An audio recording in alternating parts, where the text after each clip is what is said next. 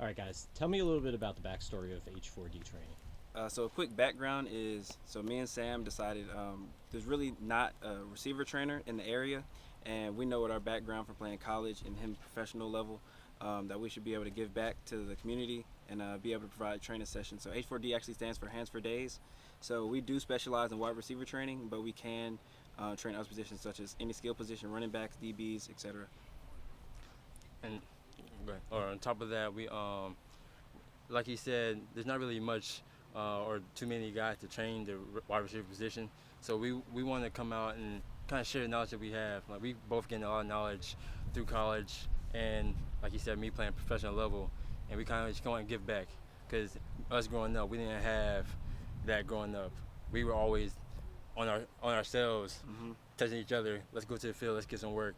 So we want to give the knowledge that we've learned from other guys and bring it out here and give them the opportunity to learn some of the stuff that we've learned as we went on through our careers. So we'll talk about the whole shutdown, and a lot of these kids now, there's a major impact not being able to really practice like they normally would, and might not even have a season.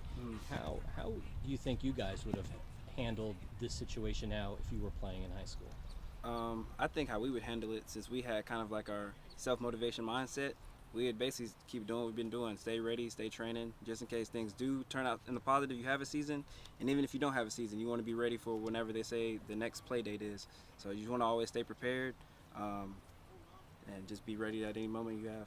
Like he said, I think if it was us in this situation, we wouldn't have changed anything. We would have motivated each other like we did, and test each other, and try to get a group of guys to come out to the field and just have our own little workout sessions and try to elevate our game with each other like we did.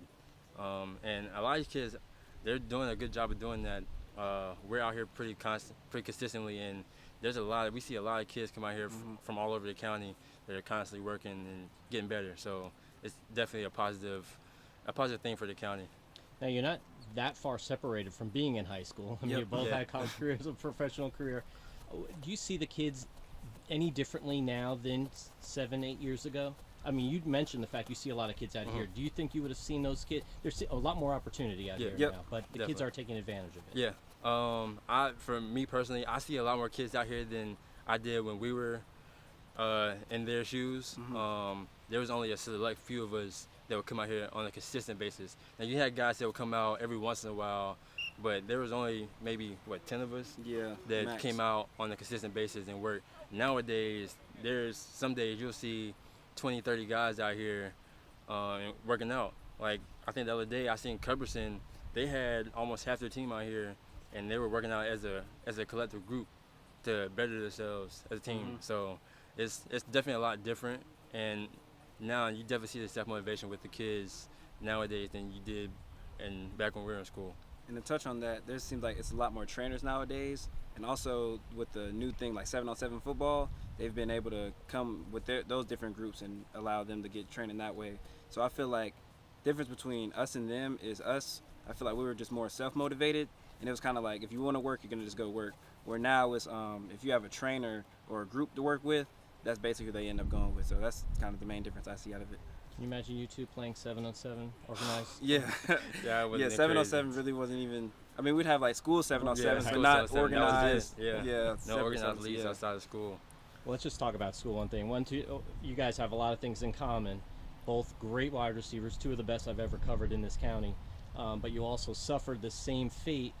I think 2013, losing in the state semifinal, and then the following year, or maybe 2 years. You were in what, 2013? Yeah, 2014. Yeah. 2013. I graduated 2014. in 15. And so you were in the final year. Yeah. So just talk about the Parkwood loss to Monroe, and then we'll get to your Yes, sir. What do you remember from that game, Sam?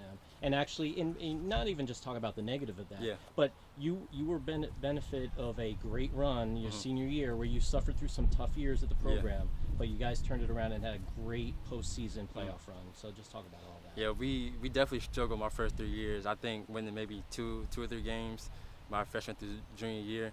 And coming to that senior year, we kind of had the mindset, which the group of kids we had, we all grew up playing together all through middle school, so we kind of were familiar. And we kind of bonded together and finally decided to put it together. And we, like you said, made it to the semifinals. And that's probably one of the funnest times of my life. just the excitement around the county, around our community. It had been like 50 years since we had made it that far. So we had everyone there. And even at the game, that's probably the biggest turnout for me in my career that I had seen in high school football. I think like 90% of Monroe and Waxhaw was there that game. So it was definitely exciting and a great moment in my life that I always remember. And you too now, BJ. You play Weddington State. Yep. You had a great season. Yes, Austin sir. Kendall, quarterback. JT Cawthon, yourself, just scoring touchdowns like crazy. Yes, sir. Talk about that playoff run and where it ended. So that playoff run was actually really good. It actually started off. We actually started off like kind of rough, to be honest. We had a few losses. I think we lost to Ardrey and Monroe like back-to-back weeks. But I think those losses actually built us up. We actually saw like what we needed to do to win. And as the rest of the season went on, we kind of just locked in and ended up going on a good little streak. We ended up winning the conference that year, first conference championship in school history. And going to that playoff game against Weddington, the atmosphere was crazy. I remember we had the pre-order tickets on Monday. Everybody was excited for the game.